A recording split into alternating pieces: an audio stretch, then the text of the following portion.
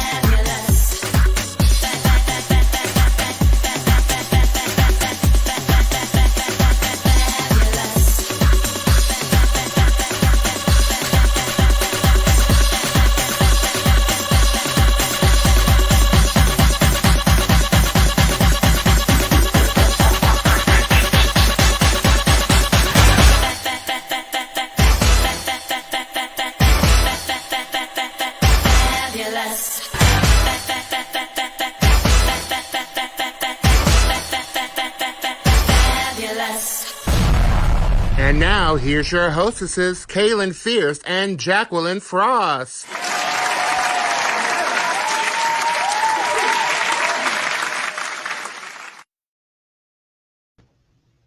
Hi, guys.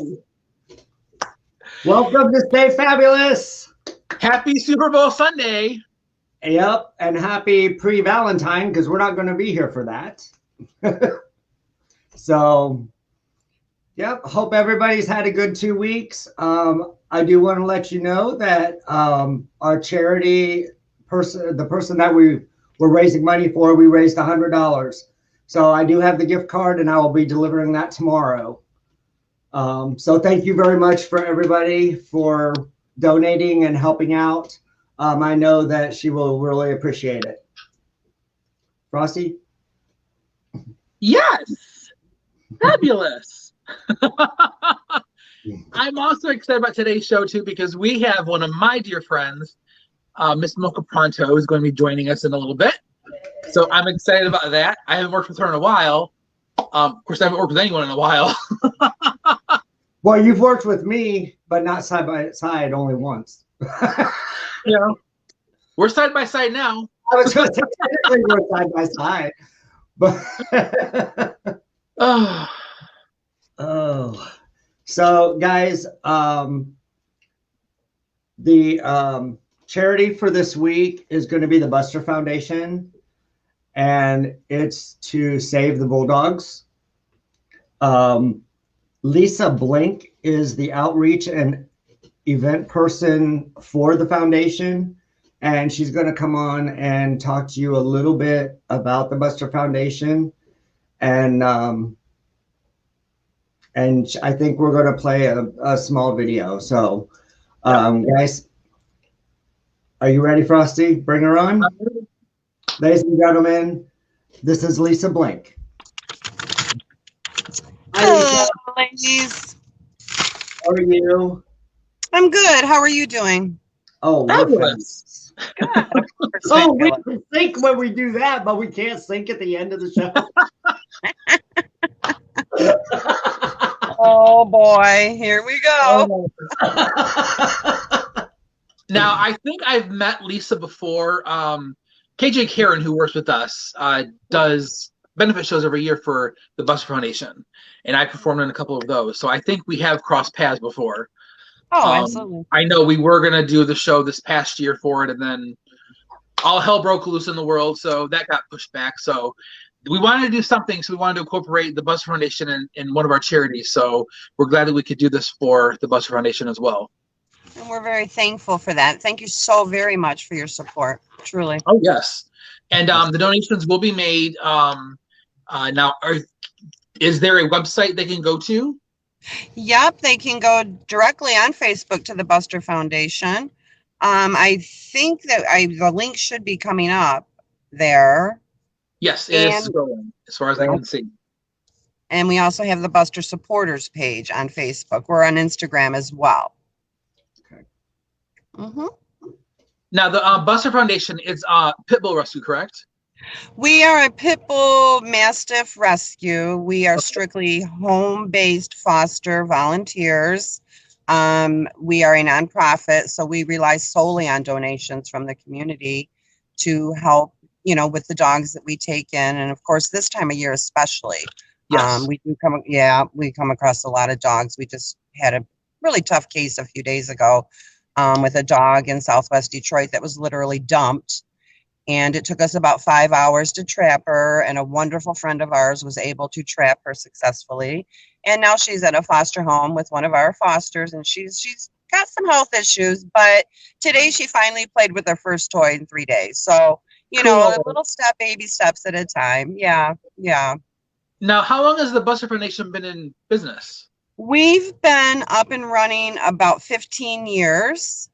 I believe we were one of the first nonprofit pit bull rescues in the state of Michigan. Don't quote me, even though we're live, but I think we are one of the first in Michigan. And we are kind of going over with the Mastiff breeds too as well. We would never turn any dog away, but the pit bull breeds and the Mastiff breeds just seem to always get a bad rap. Yeah. Which they're wonderful, wonderful dogs. It's not the animals, it's the way they're raised and the way they're treated. So we work hard to rehab them. They go through training. All their medical is paid for. They are spayed and neutered prior to adoption. So again, that's why we are strictly, a nonprofit foster home-based group. So we don't have any government funding. And so we rely on the community to step up and help us out and donate so we can keep going and doing what we do. Yes. So this is wonderful. Wonderful that you've had me out here tonight so that we can, say, hey, we're here. We need some help. And we appreciate you guys and everyone in the community to help us out. Well, we're glad you are here. Thank you. I'm glad to be here.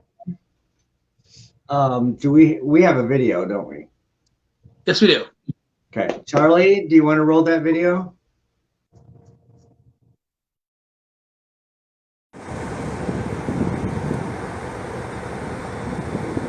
Come on, Mommy. Come on. Come on, Mommy.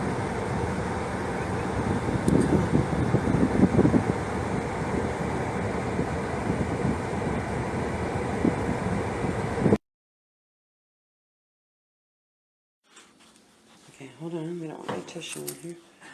Agnes. Oh. We're not going to call you Garbage Puppy. Hey, girl. Hey, girl. Hey, Mommy. Hi. Hi. Aw, now see, she wouldn't let us get this close to her out in the field. Hey, girl.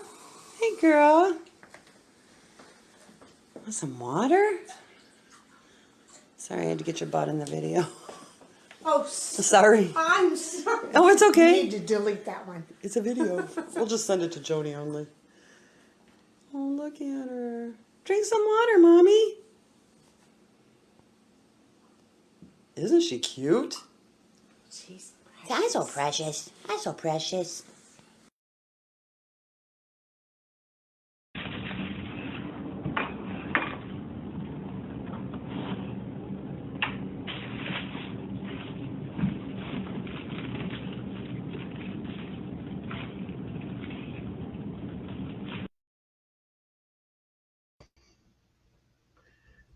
Oh, that was sweet. Yeah, such a little precious doll. Really. Isn't she precious? Yeah. I love that little face. I know, right? Right? She is And she just awesome. Poor little thing. She looks so scared.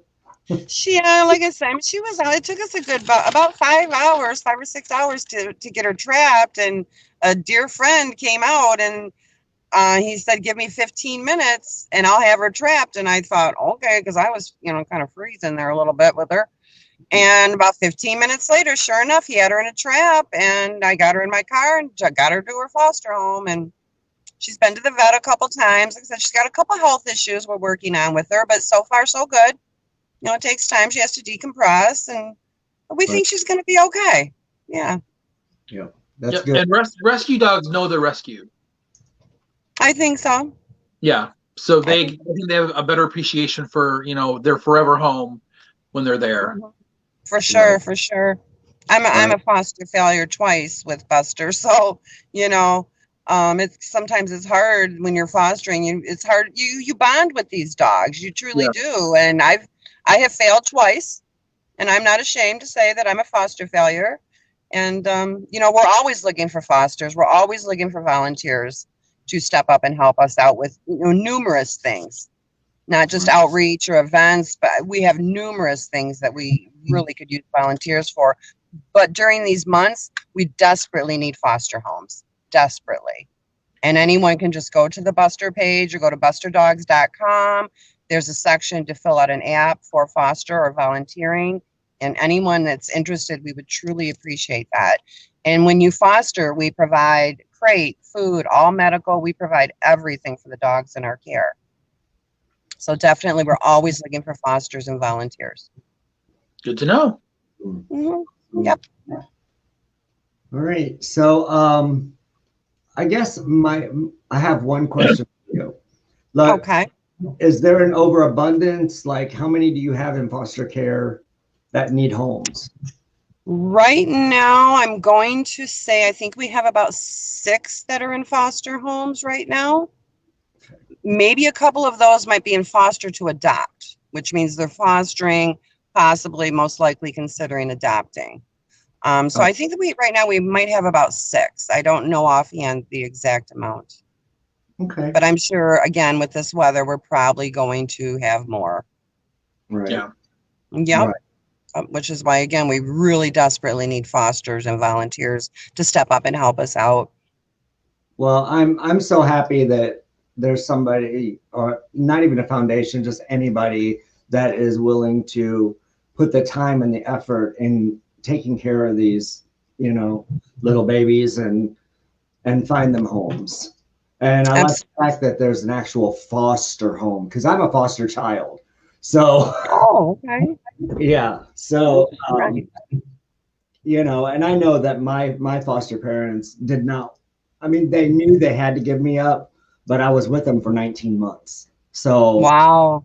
yeah, it was hard, but we kept in contact. And unfortunately, when my mom passed away in June of 2019, then my foster parents did as well. Oh, so, I'm so sorry. So I lost all my parents. But I'm sorry to hear that. I'm dealing with it. It's better. It's a lot better. Like I always tell people, it always gets easier, but you just never forget. Right. You never get over it. You get through it. But correct. I don't think certain things in life you get over, but you get through them in time. Right. Yeah, and I think that's the same with pets, especially fostered. Because I know when I got Scrappy was on a farm. Well, he still does not like to ride in a car. And I don't know any dog that doesn't like to ride in a car. But I think he's traumatized because he's afraid if I put him in a car, I'm taking him somewhere to drop him off. Aww. And so I have to fight with him to get him to, the vet and get him to a groomer's and, but. Yeah. But he knows real love. Yep. Yes. And you're not going to dump him. That's right. That's right. And it's unconditional. Absolutely. Yeah. I have one. My grown children have pit bulls. They have, I have grandchildren. There's never, ever been an issue. The whole thing, pit bulls are dangerous. Don't have them around your babies and on and on and on. That's not true. It's how they're raised. It's their environment. They're not bred to attack and things like, what people think. No, not at all. Not at all. Again, it's how they're raised. Exactly. Yep. Well, it's just like kids. If you raise them to be hooligans, then they're going to be hooligans. Right. Pretty ass. I know, right? I'm just saying. Mm-hmm. Exactly. Well, Lisa, thank you so much. We're so happy that you were able to come on and talk about it. And Guys down below, I don't know how to do this. Somewhere down there, somewhere. It's scrolling. Go down there. Yeah, You can go to the Facebook Buster Foundation page to donate. yeah, Absolutely. And Buster also Foundation, check Buster supporters. volunteering. absolutely. Thank you so much. Thank you. Thank you so much. Thank you for We are being so here. happy to have you on. You too. Thanks again. All right. Bye-bye. Bye. All right, Frost. So Yes. that was kind of a special guest. Yes, it was. And now we have the original special guest. Ladies and gentlemen, Frosty will kind of tell you about her because I really don't know much about her. So Our guest tonight is, I'm going to just say, phenomenal.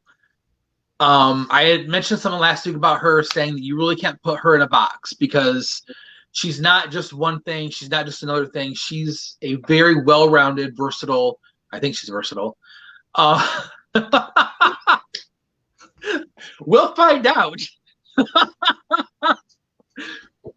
Performer. So we're very happy to have Ms. Mocha Pronto here with us tonight. Hey.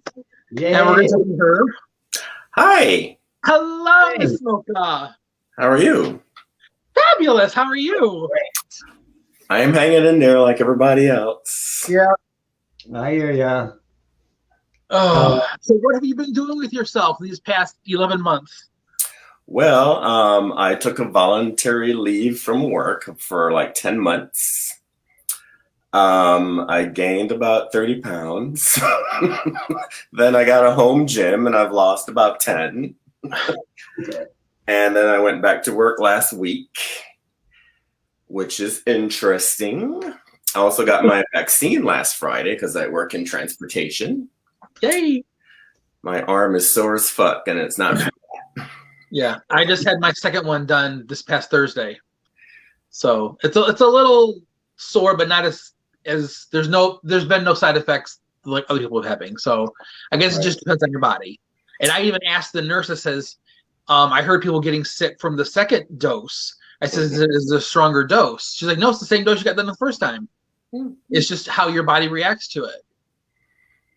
So I'm like, okay, so far so good.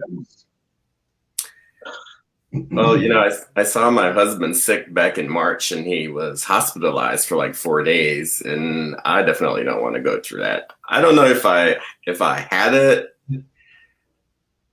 or not, but you know, just in case, you know, I'm around people all day long, like 12 to 14 hours a day, so you know, I need the vaccine. Yeah. Right. It hopefully this will get mass produced and get out there and we can actually get back to, you know, life as we knew it. Yes. But I think no matter how far in advance we go, I think we're still going to be like forever changed. We're not going to just, you know, bounce back, you know, come June, like, hey, it's June, it's over with, you know, take off your masks. And then, you know, we go right back up again. Yeah. Right. Yeah. So I think it is going to be, you know, a while, but I think we're going in the right direction. Oh my God, in so many ways, we're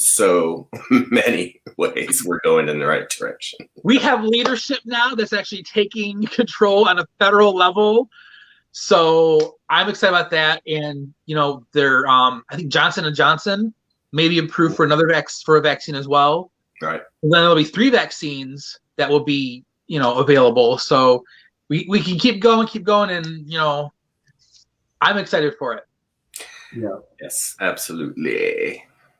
Now, you've been doing the Real Drag Queens Bingo. Yes. And that is coming back next month, isn't it? We have some stuff scheduled next month. I'm hoping that, you know, the numbers are going down and that venues will be allowed to have events. Mm-hmm. Before I kind of had to force myself to have 1 weekend off per month because, you know, I'm married and I do work a full-time job. And now I have absolutely nothing to do. I took to making videos in my garage, taking photos, a little bit of playing in makeup. I got to be here for my kitty's last days. Aww. And then I'm like, I'm never getting another cat. And 2 days later, I have another cat. You know why? I saw this beautiful cat, and the cat's name was Mocha. I'm like, I gotta have that cat. Oh yeah, that was definitely supposed to be with you. Right. Definitely. Oh, now I have stories that I could share about my former co-host, I Own a Trailer, who's now one of your co-hosts at Bingo. Mm. Isn't she a hoot? You know what? I never actually saw I Own a Trailer, and the former, I worked with her for the first time at the Real Drag Queens of Bingo, and she cracks me up. I mean, I think she's highly underrated. She's a queen of comedy. Yeah.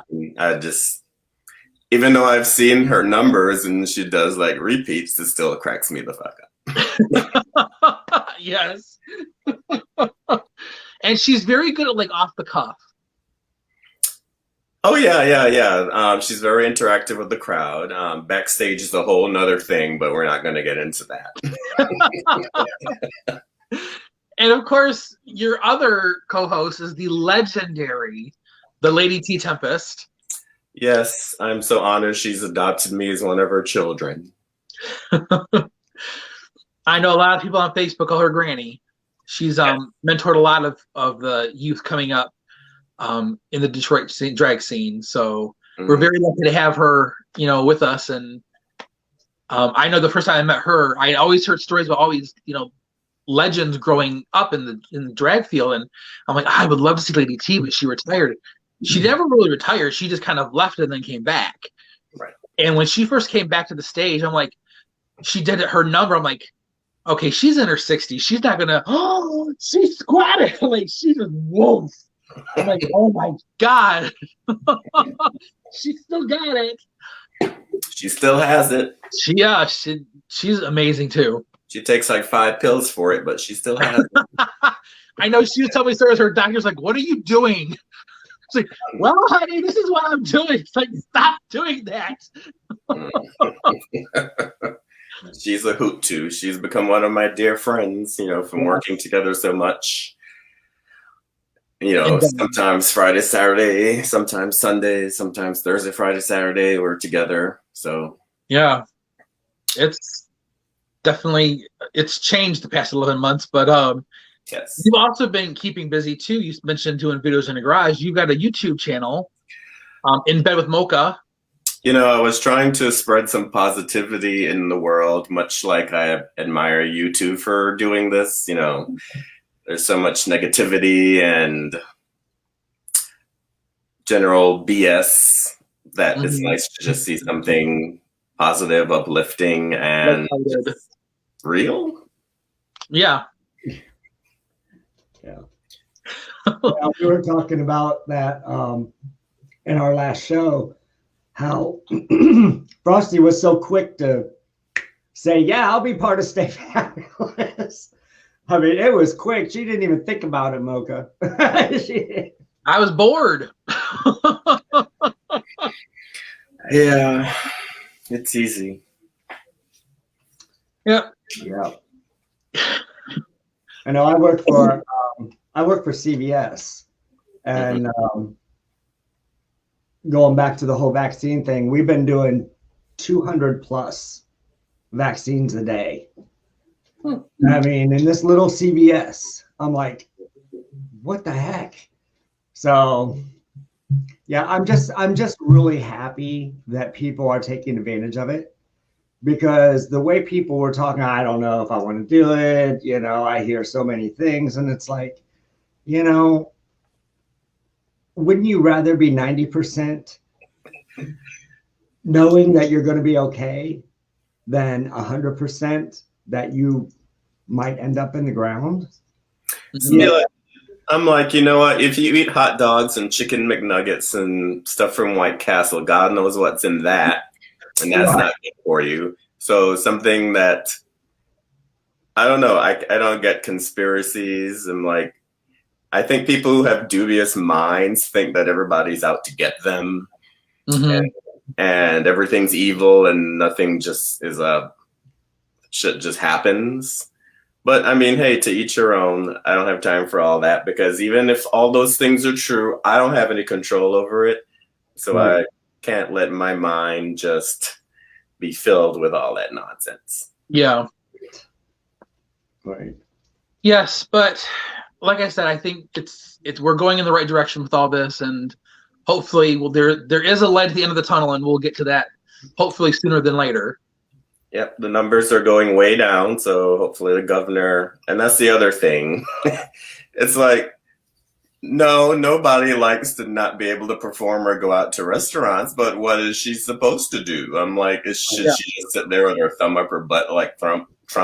Because clearly, people who feel that they don't need to wear a mask aren't helping the curve any. Right. So if you're not going to wear a mask when you go out, then she's got no choice but to ground you. Pretty much, go to your room, go to your house. You're there for now. You're not coming out until you learn how to wear a mask. Well, but I think as far as what some governors have done across the country, I think Governor Whitmer is like right up there at the top of, she's doing what she can with the resources she's been given. Right. And she is working with the health organizations as well. So she does have our best interest at heart, as does President Biden. Can I say that again? President Biden. So I think that we're going to see a change. When I was on my way actually to get the second vaccine, I was listening to the radio, and they had said that infection rate is down 48% from last month. So that is a huge drop. But then, of course, the skeptics always say, well, this is just the eye of the storm. It's going to shoot back up again. Not if everyone does their part. Not if everyone's getting vaccinated. Everyone's still wearing their masks, still, social distancing. We can beat this. Yeah. And other countries are doing a whole lot better than we are, and that should say something. Right. Well, freedom means has two different meanings. There's freedom, D-O-M, and D-U-M-B. Right. Yes. Right. Well, I hope this Superb Bowl thing that's happening, sports ball, whatever, on TV is not going to cause any more spikes in infection rates, and we can get back to something kind of normal. Yep. Right. I've got my first show next month on the 6th of March. It's a MIC benefit. It's actually a bingo for Motown Invitational Classic. And I'm excited to actually get to perform in front of actual people. I've got my hand sanitizer. I've got my mask, my shield. So I'm looking forward to performing again in front of an actual audience. And the only sucky thing is I actually put pads on and tuck. Yeah, when you do videos, you don't have to. The waist up. In videos, you can just edit all that out. Yeah. Yep. Now, I know where you got your name from, but for our audience at home who aren't watching the Super Bowl right now or who are seeing this on playback, where did the name Mocha Pronto come from? Well, first of all, I'm going to say this. It was never my intention to be a drag queen. In fact, I first saw a drag queen at 18 years old in Orlando at Southern Nights. And I was like, oh my God, that's nasty. But in my mind, it was all about a sexual thing. Mm-hmm. And for me, I mean, I'm not criticizing anyone who it is a sexual thing for, fly your freak flag, whatever floats your boat. I didn't see it. It wasn't until I was in my 30s that one of my friends who performs, we were at a resort in Orlando, gay resort, Parliament House. It's like, you should dress up. And I was like, I don't know what to do. So he put some glitter on me, and then I tried to put on lashes and glued my eyes shut. So anyway, my friend was living in Chicago and we were going to hang out and I was going to dress up there. So I'm like, well, I need to come up with it. We were driving to Chicago from Detroit. And at this time, McDonald's had just come out with their iced coffees. And I'm like, I need to find a name by the time we get to Chicago. So we saw a billboard that said Mocha Pronto. And it was an advertisement for McDonald's iced coffee. I was like, I kind of like that. But if we can come up with something better by the time we get there, then we'll come up with something better. We didn't. And that's how I ended up with that name. And it stuck. And now you got Mocha the cat. Right. Oh. So I made McDonald's iced coffee, the cheapest, nastiest iced coffee there is.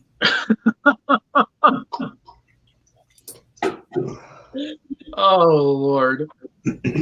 Now, I know I had said earlier in the intro that I really wouldn't put you like in any one box. Like I would consider myself a drag queen. I would consider Kaylin a drag queen. Of course, her box would have a warning label on it.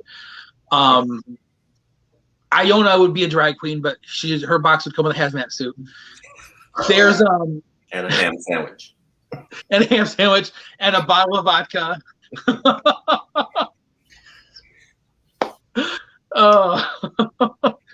But you're like a jack of all trades. Like you're a drag queen, but then you also go outside the box. I know some people may say, well, club kid, drag queen. I would just go with entertainer because you pretty much can do anything. You don't have to have a wig on. You don't have to have, a whole lot of makeup or a whole lot of body on. And I think the same thing of like Sabin. I wouldn't really put her in just one box either. I think it's great that we have entertainers in the Detroit area who aren't just one thing, who can actually do the spectrum. And we're very lucky to have you not only on the show, but in our entertainment field in Detroit. Well, thanks. When I first started as club kid, I was very influenced and wanted to be that. In fact, I was like, I'm not wearing nails. I'm not wearing titties. I'm not wearing hair because it's just too much. I'm too hot. But then I tried to do a pageant because I was like, I want to see what them drag queens do backstage. So I'm going to enter a pageant, even though I'm not one of them. And so I got somebody, Maria Zatiz, dressed me up. And then I got hooked. And it really transformed me to transform myself, if you will, to be more polished and more drag. And for the audiences that I perform for now, they want to see a classic version of drag, if you will. At least that's what I think in my mind. Mm-hmm. And honestly, I never saw myself as pretty. I'm slowly growing like, oh my God, look at who's that? I'm like, it's all taped up and padded and spackled, but it looks good from the right side in this light. And so I've slowly become to accept that, yes, I'm a drag queen. I love it. I wouldn't change it for the world. It's, I just think Detroit drag is very focused on female impersonation. And again, there's nothing wrong with that. I travel a lot. I see drag in Chicago, New York, and LA, and there's so many drag queens. People try to differentiate themselves, and people who are artists. And so that's the kind of drag that I like, something that I'm like, if you make me laugh, I love you. If you have something unique, I'm like, what is that? I'm not really sure. Or you gotta have something. Yeah. I mean, there's a million pretty bitches running around. And since I never considered myself pretty, I'm like, I have to have something that's memorable, that is different, unique. Well, I've always thought of you as pretty. Oh, thanks. we've worked together at Backstreet, or I should say the Backstreet Revisited when it was at Boogie Fever. Which we did a portion couple of of Backstreet haven't I worked at? And I've always enjoyed working with you because there is a contrast when we're on stage together. There is a difference between Jacqueline Frost and Mocha Pronto, and I like that it gives a little bit of a variety, even though when we perform, usually we're the only two queens on stage. They're still getting a bit of a variety on their performances than just, the same, 5, 6, 7, things in a row. Right. I worked with Jaden Black at Backstreet too. The one day I'll never forget, this bitch was wrapped in caution tape. I'm like, this fucking skinny bitch. Caution, it was a little Gaga-esque. Yeah, I was going to say Gaga. She's always been. We have a video of you, don't we, Mocha? We do. All right. Well, you guys want to see beautiful beam footage? Drag? Oh. You want to see the infamous Mocha Pronto? Please. All right.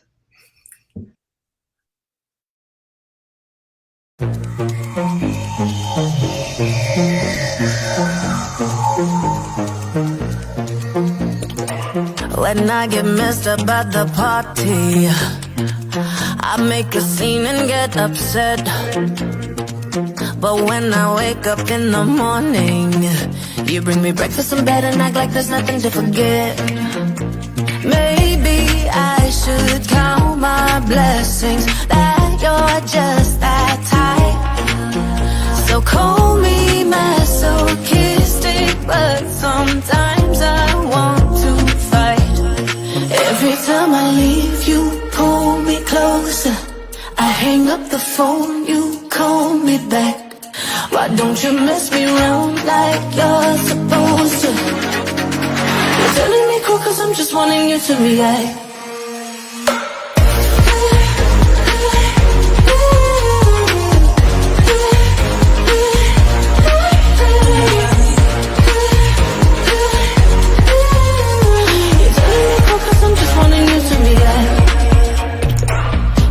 Say jump, you just say how high. I think you might love me to death. The way you do me, boy, you're too nice. You get me up when I wanna be losing my breath. Maybe I should count my blessings that you're just that type. So call me masochistic, but sometimes I want to fight. Every time I leave, you pull me closer. I hang up the phone, you call me back. Why don't you mess me around like you're supposed to? You're telling me cool cause I'm just wanting you to react. Looking for a little confrontation. Now I know the nice guys turn me back. The less you do, the more it makes me crazy. You're telling me cool cause I'm just wanting you to react.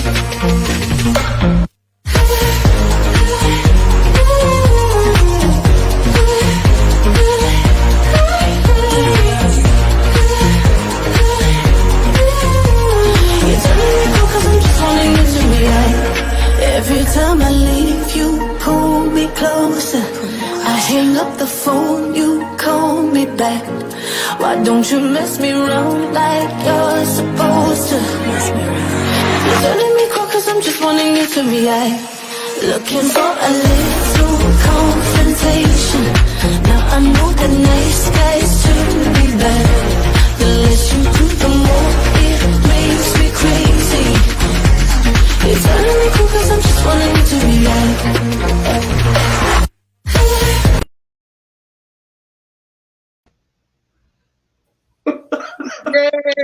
Awesome. Just all smoke and mirrors. And a bag. That was awesome, Mocha. Thank you. And, we have different different people on all the time, different drag queens and performers and stuff like that. And it's kind of neat to see how everybody is so different. I mean, you've got your glam, you've got your Frosty, and you got ha, gotcha, and oh, that was No. right. But that's kind of why we're trying to reach out and try and get people from other states, because their drag is a little different than our drag, and so on and so forth. So it's kind of neat to see the different aspects of drag, that there's not just one way to do it. There's no wrong way to do drag. Right. There's no wrong way to do it. Because you can look terrible and still be fucking entertaining. Yeah. Yes. And Yeah. someone had posted something online because we were watching Trainwreck on VH1. It's called Drag Race. And someone was commenting about if you're when you look for an entertainer to perform, are you looking for how they look or how they perform? Right. And someone said, I'll take a great performance over, a beautiful face any day, because it's not all the time how they look, because you can walk out on stage and just be stunning, and then it's like watching paint dry. So it can be somewhat entertaining as well, but not all the time. Right. My pet peeve, honestly, and I know I screwed it up that Sunday, Jacqueline, but my pet peeve is know your words. Yes. So, yeah. I had done kind of a makeup thing with Jaden, and also Nick, which he's just going to be up and rising. I just know it. Jacqueline, I told him that. I said, what Jacqueline said, about him being up and rising, and, we're supposed to watch out for him or for her. And I agree with you. I think I started watching his videos because he's got a separate section for Shiloh. So I was watching the videos and I'm like, yeah, she's going to be something. She's really going to be something. Yep. Her and Jaja Shi, who was on the show with you and Jaden. Yep. And so it was the four of us doing this makeup thing, and it was interesting to watch how everybody does makeup different, but still get the same pretty much result. I mean, they're all really beautiful and not trashy looking, and and some, as far as like Jajari, it's like she's almost exotic, yeah. And she's self-taught too. Oh, she's self-taught too? Yeah. Yeah, so was I. So well, I think that was true for all of us coming up, is that when all of us came up in drag, like I learned from the girls in the dressing room. We didn't have YouTube and makeup tutorials. I learned from watching like Deja Van Cartier and Crystal Harding. Right. You don't get much better than watching them. Right. So you kind of pick from your peers. And now Queens coming up, they go on YouTube, and next thing you know, they're on Instagram, and they're, Instagram queens, and which is fine, but I'll be glad when this is over, so those Instagram queens can get back on stage and, kind of hone their craft all the way around. Right. Because it's one thing to be pretty, it's another thing to be a performer. Yeah, exactly. I never had a drag mother, so mine was just mostly playing in makeup, and then I've watched, because they're entertaining, YouTube tutorials, and you kind of like pick out things to try, and I still use the same foundation. I've tried so many. Thank God Sephora just takes shit back. But I still use the L'Oreal, which was the same thing, the shade Mocha. That was the original, and that's what I still use, and it still works. And I mess with a good thing. Yep, if it ain't broke, don't fix it. I remember when I first started, my first time on stage was at Caesars, and They got Julius? No, Caesar Show Bar. It was after you, or before you, way before you. when you could still just drive over to Canada and get drunk and see naked men. Oh, But having a moment. when I first went on stage, I was in the dressing room with Carla Visconti, Scarlet Fever, of course, the famous Miss Sylvia Austin, and I still remember I looked like a Jewish princess. Everybody told me I looked like a Jewish princess, and it wasn't a good thing. Okay, it was not a good thing. So, I wore black hair, and like I said, I really hadn't really dabbled too much in makeup, so I wasn't looking real good, and I didn't know how to shade, and I didn't know how to do all the contour and all that. So yeah, Right. exactly.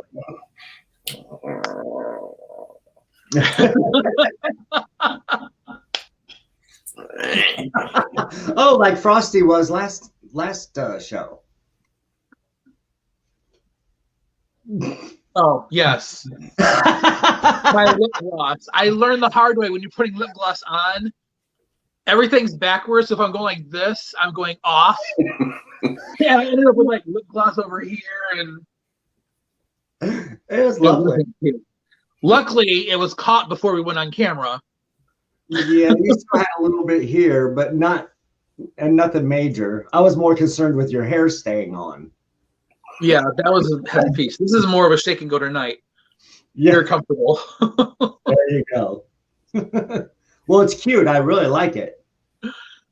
Now you talk about like drag families and drag mothers. How did you come to know Cyan Flair? Oh my God. So I moved here from Miami, South Beach. Talk about a switch in 1998. I was 24 years old. I know some of you bitches are doing the math. That means that he's 30 now. Yeah. In dog years. I met Cyan. Well, back in 1998 in Detroit, there was some place to go every single night of the week. And Monday night was Alvin's by Wayne State. It was at maybe that was the name of it, or that was the name of the night or something. Anyway, we used to go there, and they used to circle dance Vogue and all of that. And I was like, I'm not getting in the middle of that, but he was dancing in the circle, and I was there watching, and then he did like this split thing, and then landed in front of me, and was like, hey. And then over time, he was the host at Necto, and we slowly became friends. And then he moved to Chicago, and I would go to visit, and he invited me. He was going around the country performing at different prides and allowed me to be like a dancer on stage. And so I danced at like Milwaukee Pride in front of like 5,000 people. And that was one of the moments where I was like, I want to see if somebody's going to pay me to do this. I was just the goal. I'm like, I want to see if somebody would actually, if I'm good enough that someone would pay me. So I came back to Detroit, and there was an amateur thing at the Works, and I went there, and I think I won or tied or something, but I ended up being the host for the Sunday night. Then I started going to Backstreet dressed up and bothered Timmy D to actually let me kind of like audition at like 9 o'clock. And then I worked there a couple times, and then met my husband. And so for like the 3 years we were kind of dating, I kind of put drag on the back burner because he was like, what the fuck is all of this shit? And I actually enjoyed spending time with him. So once we got married, I'm like, well, I could let myself go now. So I kind of dipped back into drag and the pageant world because I just want to have life experiences. And to say that I've competed in a pageant, Miss Gigi's, like I knew I wasn't going to win. Like there was a time when I was at Necto, and there was an amateur the amateur division and the professional division, and Sabin was alone in the professional division, and I could have gone in the amateur, and I don't know if I would have won the amateur, but I'm like, I'm going to compete against Sabin. Why not? I know I'm not going to win, but I can say I fucking did that. Yeah. And I did, and I didn't win. But yeah, it's been fun. I've had a lot of fun at pageants. It's a lot of time and money. I'm not going to sit here and say that I think every pageant is shady, but there's definitely stuff. Yes. I mean, there has to be when the judges know the people who are on stage and they did that hair or the mix for them or whatever. I mean, it might be an unconscious bias, but there's some kind of, it's a small world of us entertainers, and I don't have any hate for anyone over it. I don't have time for all that, but yeah, there were some things that I'm like, no, this bitch didn't. What? Undergarments? I wasn't wearing any undergarments. Shoulder pads visible. I'm like, bitch, I didn't have no shoulder pads. Or those are mine. You know. But I mean, every contestant, I guess, does that in a pageant, so can't dwell on it too much. Because when it's your moment and it's your time, then you can't be like, oh, I shouldn't have won that because my friend judged me. Yeah. Yeah, it is what it is. Right. Yep. And definitely with doing drag, it does afford you experiences. You know, the places that I performed for, the people, you know, when we perform, we tell Lady T's story about how she had her apartment broken into and they sprayed move, fag, or die on her wall. You know, we share those stories at the bingo so that people can, you know, we're not just know that we're real people. We're not just some freaks and pantyhose there to dance, well, for money. Yeah, well, yes, I am. But I want you to also know that we're real people back there. And so I think if we've touched one or two people always come up and they're like, oh my God, thank you for sharing that story, or my granddaughter or my niece or my daughter or son.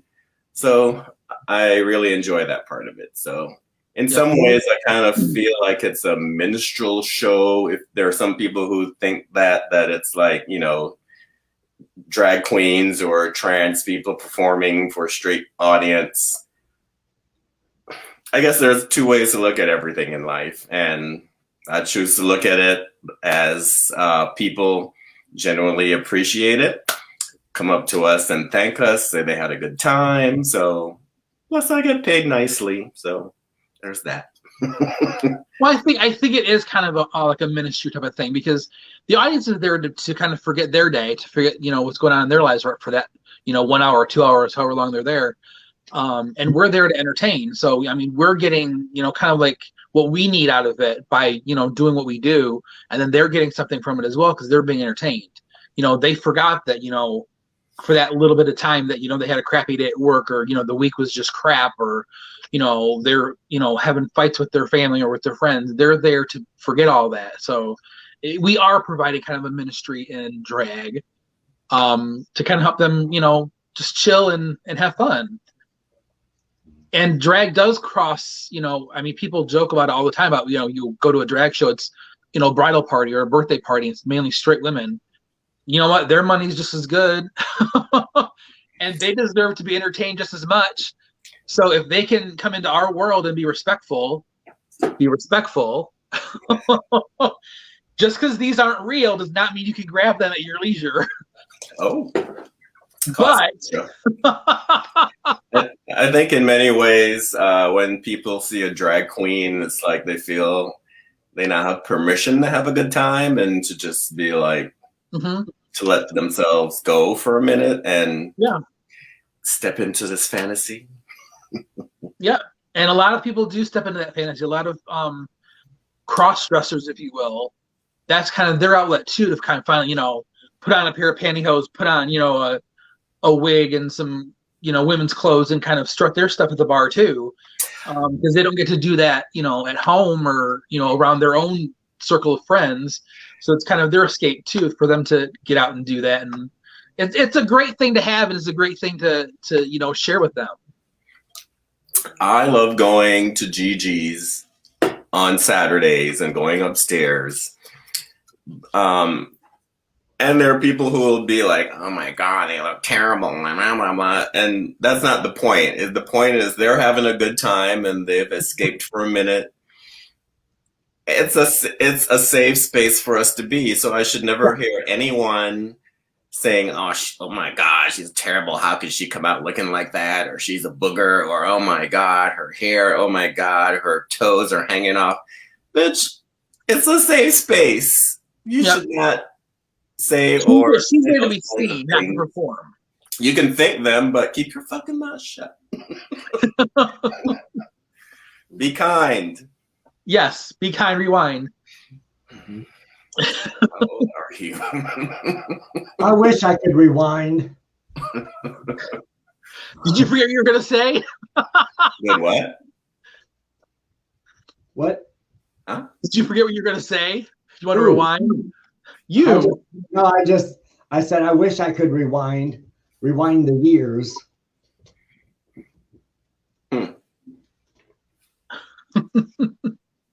Little lift, little tuck. Little snip, a little suck. Oh. I didn't say it. She did. Oh, well, I don't know how much longer I am going to perform. I haven't put a date on it, but it's kind of it's a job. It's an enjoy. Yeah. Up till the moment, I hate everything up until the moment that I walk out. If I could go like that and just, walk out, my feet don't hurt when I'm out there.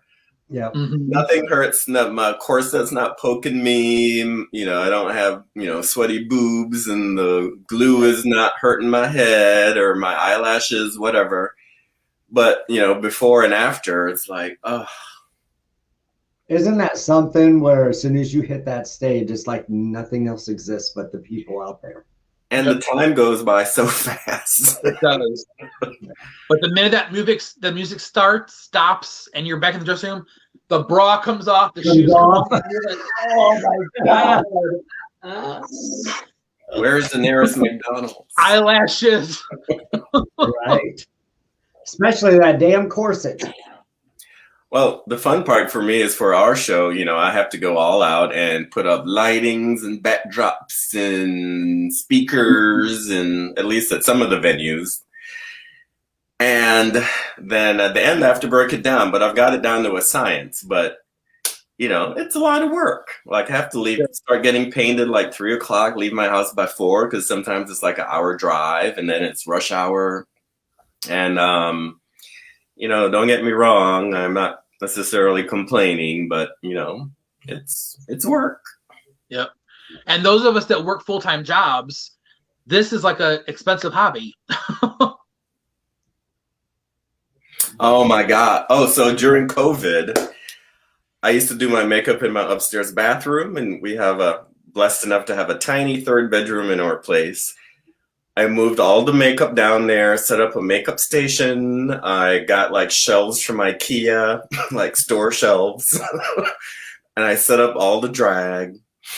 Then when I got my home gym, I'm like, I don't want that in my bedroom. So I want it in the drag room, but there's not a lot of space. So I literally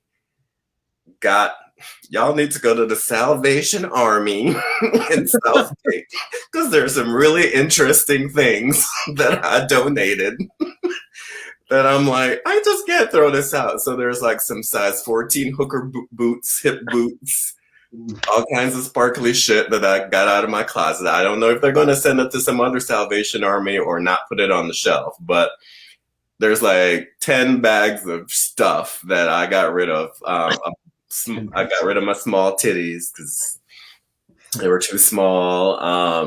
But I cleared out a lot of stuff.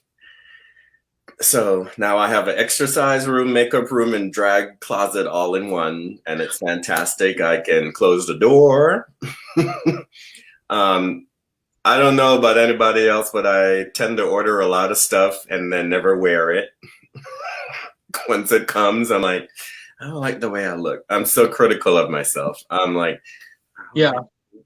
or it'll sit in my closet for 5 years, and then one day I'll be like, oh my God, I must wear this right now. Yeah. Or you see a wig at the store, and the mannequin, and you're like, ooh, that looks fierce. You buy it, you get it home, you put it on, you're like, wait, this doesn't look right. It looks better on the mannequin head. Or the stuff from China. Yeah. And you put it on, and then your right eye starts blinking, and you're like, wait, what's that? Or you order a size 3. You order a size 3X dress from China, and it's a medium. Oh yeah, just a toddler. It's wish. But yeah, I've spent a lot of time. God, I've worked on my padding. I hate wearing padding, but what's going on? Hello. Hi. I was trying to see what you were doing. She doing a death I drop? was looking over the wall.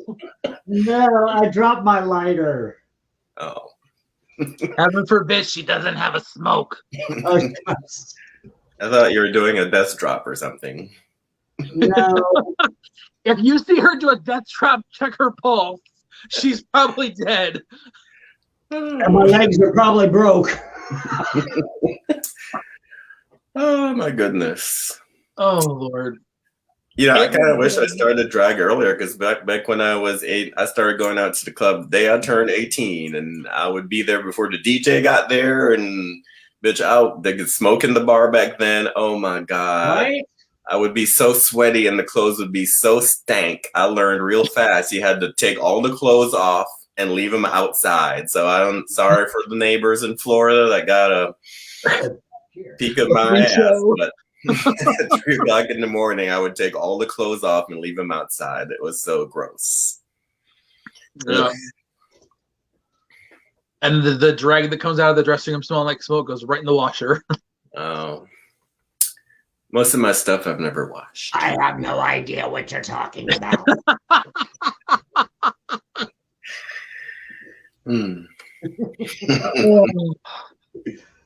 Well, I have no idea who's winning the baseball game on TV right now. You're what? What? I have no idea who's winning the baseball game on TV right now. The sports ball? Yeah, golf, whatever it is. Herb Owl.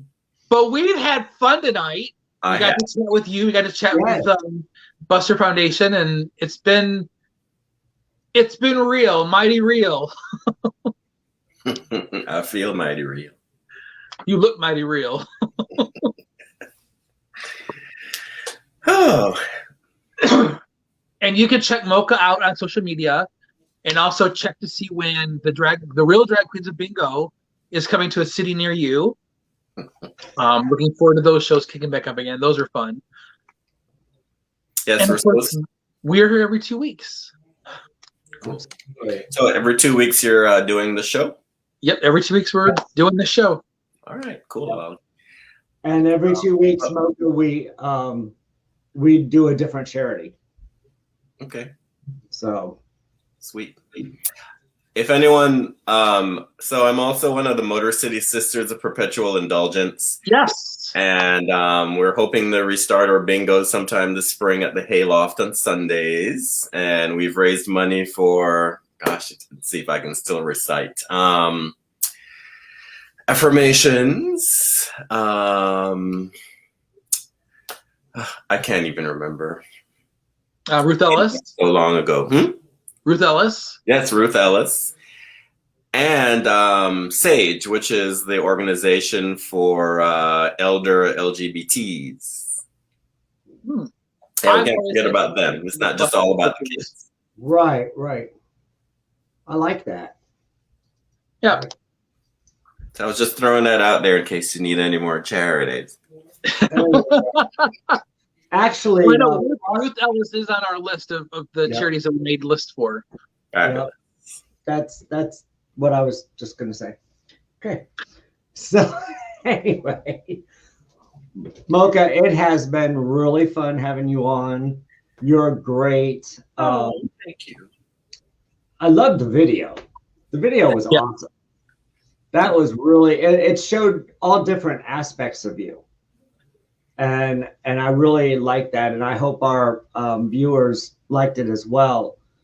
Well,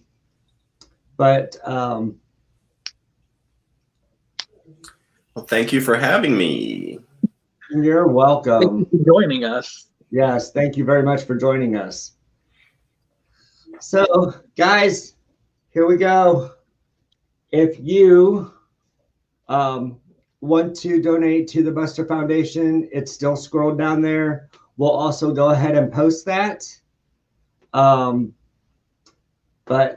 thank you all for joining us tonight. I'm Fierce. I'm Frost. And we want you to stay fabulous. Until next time, guys, have a good night. Mwah.